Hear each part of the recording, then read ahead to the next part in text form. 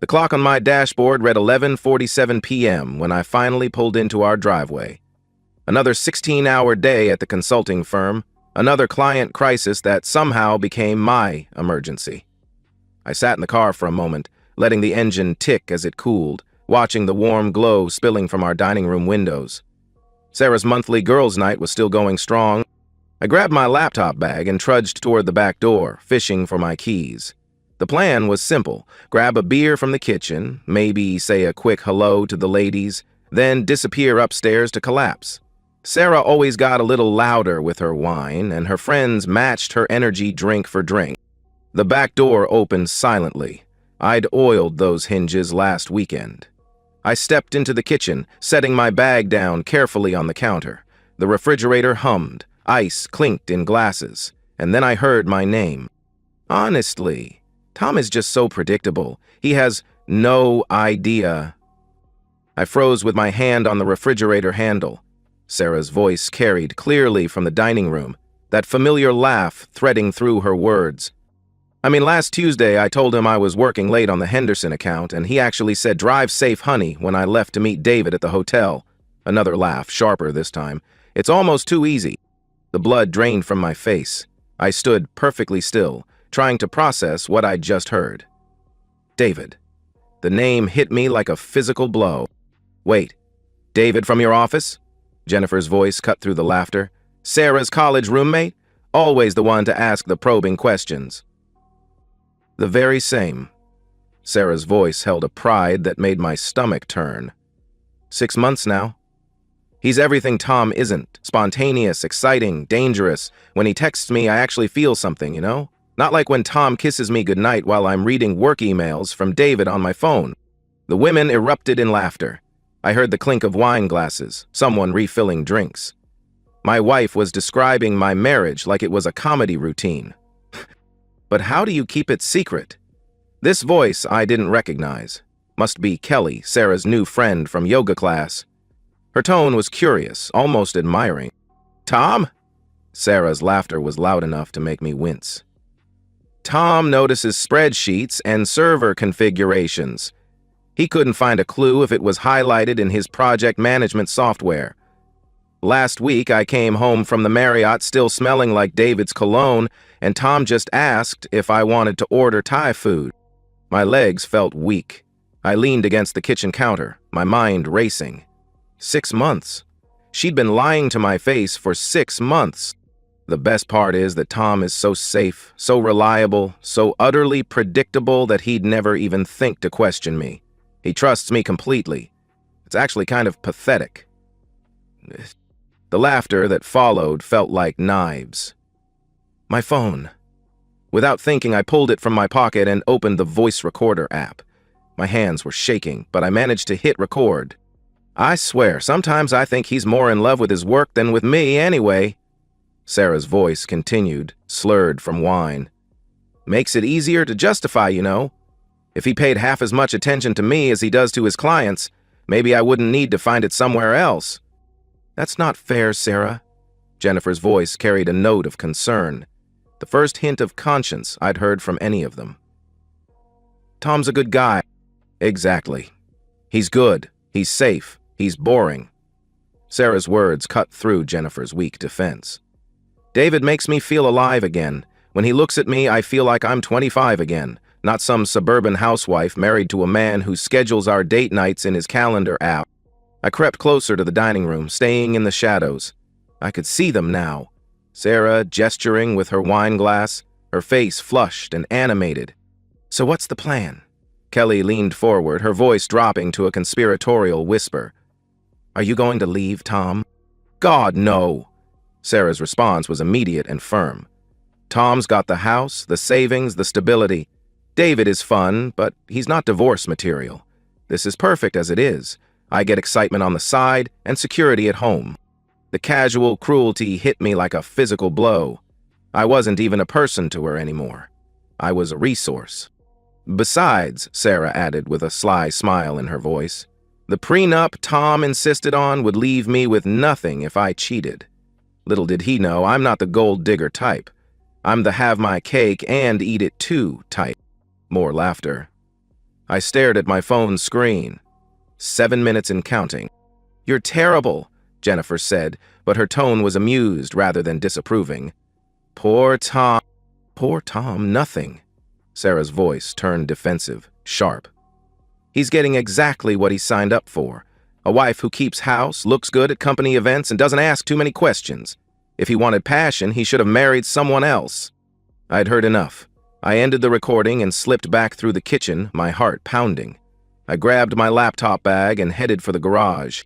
The garage was dark and cool. I sat in my car, staring at the phone in my trembling hands. 8 minutes and 17 seconds. 8 minutes that had just destroyed everything I thought I knew about my life. I played it back, listening to my wife's voice describe our marriage like it was a joke. Hearing her friends laugh at my trust like it was a character flaw. David. 6 months. The Marriott. The prenup. I sat in the darkness, playing the recording over and over, each word carving deeper into my chest. But somewhere beneath the pain, something else was growing. Something cold and calculating. Sarah thought I was predictable. She thought I was safe. She thought I was too naive to ever figure out what she was doing. She was about to learn how wrong she was. The next morning, I woke up at 5:30 a.m. as usual. Sarah was still asleep, her face peaceful in the early light. I watched her for a moment, this woman I'd shared a bed with for 10 years, and felt nothing but cold detachment. I went through my morning routine mechanically. When Sarah stumbled downstairs in her robe, I kissed her forehead and asked how girls' night went. "Oh, you know how it is." She poured herself coffee, not meeting my eyes. "Just catching up. Venting about work stuff." The lie came so easily, I nodded sympathetically and told her I'd be working late again. "I'll probably grab dinner with the team. Don't wait up." "Okay, honey, I might have to work late too, actually." She sipped her coffee, still not looking at me. "The Henderson account is heating up again." I almost laughed. Instead, I kissed her goodbye and headed to the office, my mind already working through what I needed to do. The first step was confirming what I'd heard. I had access to our family phone plan through my work account. It took me less than 10 minutes to pull up 6 months of call and text logs. The pattern was obvious once I knew what to look for. Starting in January, Sarah's phone showed regular communication with a number I didn't recognize. I cross-referenced it with our company directory. David Chen, Regional Manager, Sales Division. Next, I checked our shared location app. Sarah's phone showed a troubling pattern. Every Tuesday for the past month, her location pinged at the downtown Marriott during work hours. The timestamps matched perfectly with her client meetings. By lunch, I had a timeline. By end of day, I had a plan. I called my lawyer first. "I need to understand the infidelity clause in our prenup, what constitutes proof, and what the consequences would be." "The clause is ironclad," David Brennan said carefully. "If either party commits adultery, they forfeit all rights to marital property. But you'd need substantial proof, documentation, photos, hotel records, multiple witnesses." I thanked him and hung up. Then I called the private investigator he'd recommended. Rita Valdez, a former police detective who specialized in infidelity cases. "I need documentation," I told her when we met that evening. "Complete, court-ready documentation." Rita listened to my recording without comment, then reviewed the evidence I'd compiled. "This is good work," she said finally. "You've got the timeline, the patterns, the communication records. I can fill in the gaps. Hotel records, workplace surveillance, photographic evidence." She quoted me a price that would have made me wince a month ago. Now it seemed like a bargain. "I'll need 2 weeks, maybe 3, and I'll need you to maintain normal routines. No changes in behavior, no confrontations." The next 2 weeks were surreal. I went to work, came home, made conversation with my wife about our respective days. We watched Netflix together, went grocery shopping, had dinner with friends. Sarah complained about David being demanding at work. The irony wasn't lost on me. Meanwhile, Rita's reports arrived daily. Hotel security footage showing Sarah and David entering and leaving together. Credit card records showing lunches at romantic restaurants. Workplace colleagues confirming their suspicious behavior during business meetings. The most damning evidence came from social media. Rita had found David's Facebook profile and traced his activity. He'd been married for 8 years, had 2 young children, and according to his wife's posts, traveled frequently for regional conferences that aligned perfectly with Sarah's late nights. "He's done this before," Rita told me during one of our evening meetings. "I found records of a previous affair 3 years ago. His wife Linda took him back, but she's been posting passive-aggressive comments about trust ever since." "Does she know about Sarah?" "Not yet, but she suspects something." I stared at the photos Rita had spread across the table. My wife laughing with another man. My wife kissing another man. My wife walking into a hotel with another man while I was at home, wondering why she seemed distant. "There's something else," Rita continued. "They've been using the same room for months. Room 237. Always Tuesday afternoons, always for exactly 3 hours. The methodical nature of it somehow made it worse. This wasn't spontaneous. This was calculated, ongoing deception with schedules and patterns." "I have everything you need," Rita said. "What do you want to do with it?" I gathered the photos and documents into a neat folder. "I want to destroy them both, completely, simultaneously, and I want them to know it was me." Rita smiled for the first time since I'd met her. "Now you're talking my language." The plan we developed was elegant in its simplicity. I would confront Sarah on our anniversary, exactly 1 month from the night I'd overheard her confession. The same night, Linda would receive an anonymous package containing proof of her husband's affair. But it didn't take blood. It was the weekend after we confessed. "The key is simultaneous destruction," Rita explained. "If you take them down one at a time, the survivor can prepare. But if you hit them both at once, they're too busy dealing with their own damage to help each other." I spent the weekend reviewing everything. The evidence was overwhelming. Photos, recordings, hotel records, witness testimony. Under our prenup, Sarah would lose everything. On Sunday night, I made dinner reservations at Chez Laurent, the French restaurant where I'd proposed to Sarah 10 years ago. The same corner table where she'd said yes with tears in her eyes. It seemed like the perfect place to end what had started there. The reservation was for 7:00 p.m. on Friday, exactly 10 years to the day since I'd proposed to Sarah at Chez Laurent. I'd told her it was a surprise celebration of our anniversary, and she'd seemed genuinely excited, the kind of excitement that would have warmed my heart a month ago. Now it just felt like another lie in a marriage built on deception. I spent the week making final preparations. The lawyer had reviewed everything and confirmed that the evidence package would void our prenup and protect me from litigation. Rita had compiled 2 identical folders, one for Sarah, one for David's wife, Linda. The coordination with Linda had been delicate. Rita had made initial contact through an encrypted email, explaining that I was the husband of the woman having an affair with her husband. The response had been immediate and heartbreaking. "I knew something was wrong," Linda had written back. "David has been different for months. Secretive, distant, always working late. I found a hotel key card in his pocket last month. We'd arranged to meet at a coffee shop near her kid's school. Linda was younger than I'd expected, maybe 35, with tired eyes and nervous energy. I just need to know." Her hands shook as she held her coffee. "I need to know if I'm crazy or if my instincts are right."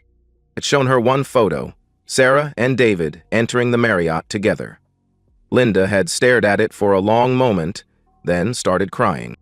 "I'm sorry," I'd said, and meant it. "No." She wiped her eyes, voice stronger now. "I'm glad someone finally told me the truth."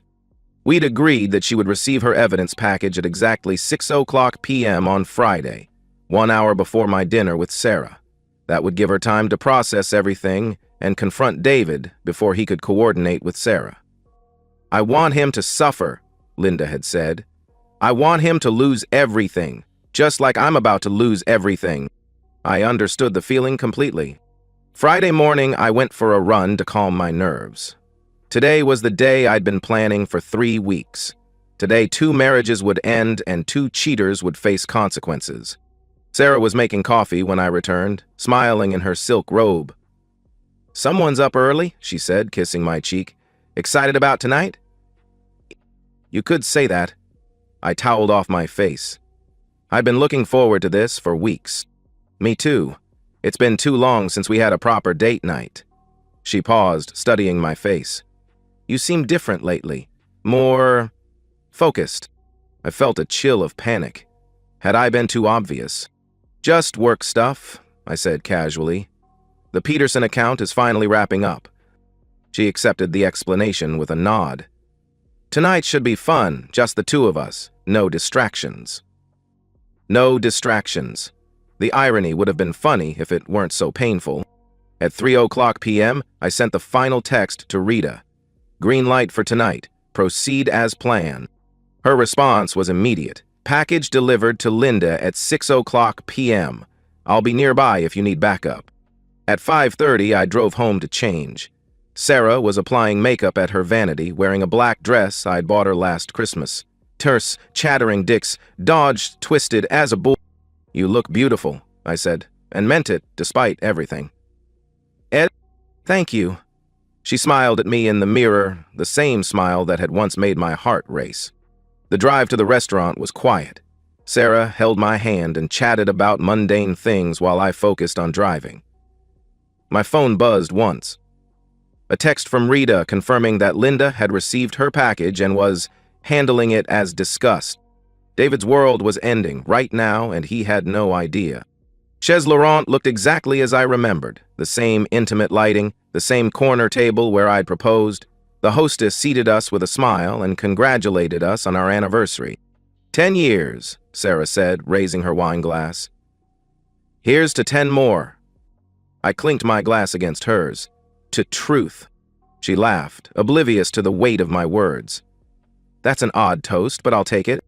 We ordered dinner and made small talk. Sarah seemed relaxed and happy, occasionally reaching across the table to touch my hand. If I didn't know better, I'd think she was genuinely enjoying our anniversary dinner. My phone buzzed, a text from an unknown number. It's Linda, confronting him now. Thank you for giving me the strength to do this. I excused myself to use the restroom and called Rita. How's it going? Perfect timing. Are you ready? I'm in the parking lot. The second package is in my car. Whenever you're ready. I returned to the table as our entrees arrived. Sarah was cutting into her salmon, describing a funny incident with a client. She looked beautiful and animated and completely unaware that her world was about to collapse. Sarah, I said, pulling the manila envelope from my jacket pocket. I have something for you. She looked up, curious. What is it? Open it. She set down her fork and opened the envelope. Her face went through confusion, recognition, and finally, horror. The first photo showed her and David entering the Marriott. The second showed them kissing in the elevator. The third showed them leaving 3 hours later, her hair disheveled. Tom, she whispered, her face going pale. I can... Keep looking, I said calmly. The rest was devastating. Hotel records, credit card statements, screenshots of text messages. But the worst part was the transcript of that first night. The recording of her laughing about how easy it was to deceive me. Sarah's hands shook as she read her own words. Around us, other diners continued their meals, unaware that a marriage was disintegrating at table 12. How did you... she started. I came home early that night, I said, cutting her off. I heard everything. She looked up at me, tears streaming. Tom, please. I can explain. No need, I said, taking a sip of wine. It's all very clear. Her phone buzzed. She glanced at it and went even paler. It's David, having the same conversation with his wife right now, I finished. Linda received an identical package an hour ago. Sarah stared at me like she'd never seen me before. You coordinated this. I did. The anniversary dinner, the same restaurant. Seemed appropriate, I interrupted. The place where we started should be the place where we end. She was crying openly now. Tom, please, I made a mistake. We can fix this. I pulled out our prenuptial agreement, the infidelity clause highlighted in yellow. According to this document you signed, adultery voids all your rights to marital property. You'll leave with your personal belongings. That's it. I love you, Tom. I've always loved you. If you'd loved me, you wouldn't have been David Chen for 6 months. Sarah flinched as if I'd slapped her. I stood up and placed money on the table. I'll be staying at a hotel tonight. Divorce papers will be served Monday. Tom, wait. But I was already walking away, leaving her sobbing at the table where we'd once promised to love each other forever. The text from Sarah came at 6:47 a.m. on Saturday. Tom, please, we need to talk. I'm sorry. I love you. I deleted it without responding and went for a run around the hotel fitness center. I'd slept better than I had in weeks. The weight of deception finally lifted from my shoulders. By 9:00 a.m., my phone was buzzing constantly. Sarah's friends from girls' night had clearly heard the news. Jennifer called 3 times before I finally answered. Tom, what the hell happened? Sarah called me, crying hysterically. At midnight, you tell me, Jennifer. You were there when she bragged about the affair. Silence. Then, I didn't know you knew about that. I know about everything. The recording, the hotel, the lies. All of it. Look, I tried to tell her it was wrong. You tried to tell her? You laughed, Jennifer. You all laughed at how easy it was to deceive me. She hung up. Within an hour, Kelly and 2 other friends had blocked my number. Good. I was tired of pretending to like people who saw my marriage as entertainment. Rita called at noon with updates. David spent the night at his brother's place. Linda changed the locks and filed a restraining order. He's been calling Sarah's phone nonstop, but she's not picking up. What about work? Lyda sent copies of everything to HR this morning. David is suspended pending investigation. Apparently, this isn't the first time he's been involved with a subordinate. I felt a grim satisfaction. Both of them were learning that actions have consequences. The divorce papers were served to Sarah's office on Monday morning. Her lawyer called mine within an hour. Your client is being unreasonable, my lawyer David told me over lunch. Sarah wants to negotiate. What's to negotiate? The prenup is clear? He's claiming emotional distress, says she wasn't thinking clearly when she signed it. She seemed to be thinking clearly when she was planning hotel meetings with her lover. David smiled. That's essentially what I told her attorney. The evidence is overwhelming, Tom. She has no leverage. The next few weeks were a blur of legal proceedings and logistics. I found a new apartment across town, hired movers, and started separating our financial accounts. Sarah tried to reach me through friends, through work, through anyone who might carry a message. The message was always the same. She was sorry. She wanted to work things out. She'd made a terrible mistake. Too little, too late. The most satisfying moment came 3 weeks after the confrontation. I was at a coffee shop when Linda walked in. She looked different. Stronger, somehow. More confident. Tom, she said, approaching my table. I hoped I'd run into you. How are you doing? Better than I expected, she said, sitting down. The divorce is moving quickly. David is desperate to avoid a trial, so he's agreeing to everything my lawyer demands. And the kids? They're resilient. They know Daddy moved out because he made bad choices. They don't need to know the detail. I admired her strength. I'm sorry you had to go through this. Don't be. You gave me the truth. That's more than anyone else did. She paused. Have you heard from Sarah? She's been trying to contact me. I'm not interested in talking. Good. They don't deserve second chances. We talked for another hour. Linda was going back to school, pursuing the nursing degree she'd abandoned when the kids were born. She seemed genuinely excited about her future. I should thank you, she said as we prepared to leave. I feel like I'm finally free to be myself again. I understood the feeling.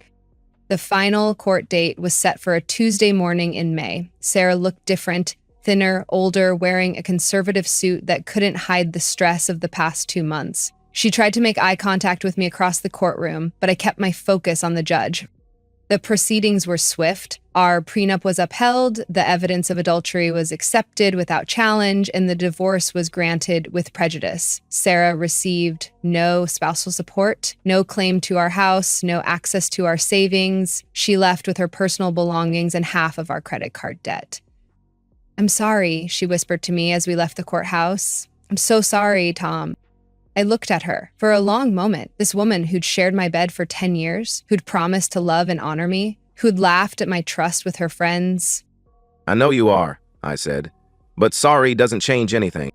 It was the last time we spoke. 6 months later, I sat in my new apartment, reading a text from Sarah.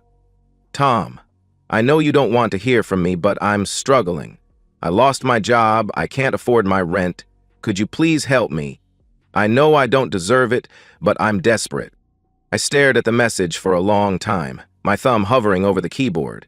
Part of me, the part that had loved her for 12 years, wanted to respond. But the larger part of me, the part that had been forged in betrayal and tempered by months of calculated revenge, felt nothing but cold indifference. I deleted the message and poured myself a glass of wine. My new life was smaller but more honest. The apartment was downtown with floor-to-ceiling windows and a city skyline view. I'd furnished it with clean, modern pieces that bore no resemblance to the traditional home I'd shared with Sarah. Work had become my refuge. The Peterson account had expanded into a multi-year contract. My colleagues had been supportive during the divorce, especially after word got around about what Sarah had done. I'd started dating again, cautiously. A few coffee dates, a couple of dinners, nothing serious.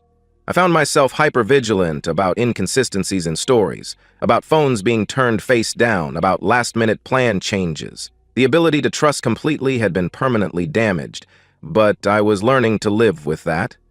Linda and I had become unlikely friends. She'd graduated from nursing school and was working at the children's hospital. Her kids were thriving, and she'd started dating a divorced teacher from their school. We met for coffee once a month, two survivors checking in on each other's progress. "You look good," she told me during our most recent meeting. "Relaxed." "I feel good," I admitted. "Different, but good." "Any regrets about how we handled it?" I considered the question. About the method? No. They deserved to face consequences. About the marriage ending? Sometimes, but not about protecting myself. She nodded. I used to feel guilty about destroying David's career. Then I remembered how many nights I spent wondering if I was crazy. He chose to risk everything for an affair. I just made sure he lost it. David had been terminated and was working at a smaller firm for half his previous salary. Word had spread through the industry about his inappropriate conduct. He'd tried to reach out to me once, claiming Sarah had seduced him. Had ignored it. Grown men make their own choices. Sarah had fared worse. Her friends from girls' night had distanced themselves from her. She'd been fired after the divorce proceedings became public. Apparently, her affair with David had violated company policy. Last I'd heard, she was working retail and living in a studio apartment. Jennifer had mentioned that Sarah was seeing a therapist and had joined some kind of support group. "She asks about you," Jennifer had said. "She wonders if you're happy." "Tell her I'm fine," I'd replied. "And tell her to stop asking." The truth was more complicated than fine. I was free, financially secure, and professionally successful. I had good friends, interesting work, and respect from people who mattered. But I was also changed in ways that weren't entirely positive. I'd become harder, more calculating, less willing to give people the benefit of the doubt. The part of me that had been capable of complete trust and unconditional love had been surgically removed. Sometimes I wondered if that made me a lesser person. Other times I thought it made me a more honest one.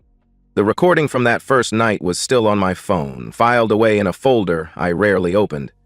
I'd thought about deleting it many times, but something always stopped me. Tonight, finally, I deleted it. I was sitting on my balcony, looking out over the city lights, when my phone buzzed with another text from Sarah. "I know you won't respond, but I want you to know that I understand why you did what you did. I deserved it. I hope you find happiness. I hope you find someone who deserves your love." I read it twice, then deleted it like all the others, but this time I felt something I hadn't experienced in months when it came to Sarah. Closure. Not forgiveness for what she'd done, that would never be possible, but acceptance that it was over, that I'd moved beyond the orbit of their betrayal. The next morning, I realized I hadn't thought about Sarah or David in over a week. My life had finally moved beyond what they'd done to me, or what I'd done in response. I was no longer defined by their betrayal or my revenge. I was simply a man who'd learned that some betrayals are unforgivable, that protecting yourself sometimes requires ruthless action, and that choosing yourself over a relationship built on lies was the only path to genuine peace. I had my freedom and dignity. I'd learned what I was capable of when pushed to my limits, and I'd discovered that rebuilding from the ashes of betrayal, while painful, could lead to a life that was entirely my own. The final image was me alone on my balcony, no longer lonely, having refused to be anyone's fool, finding strength in the knowledge that I controlled my own destiny. And that's the end of today's story. If you enjoyed it, please give this video a thumbs up and drop a comment below. Your support helps the algorithm push my content further. If you're new to the channel, don't forget to hit that subscribe button. It really helps me keep creating more stories for you. Thanks for watching, and I'll see you in the next one.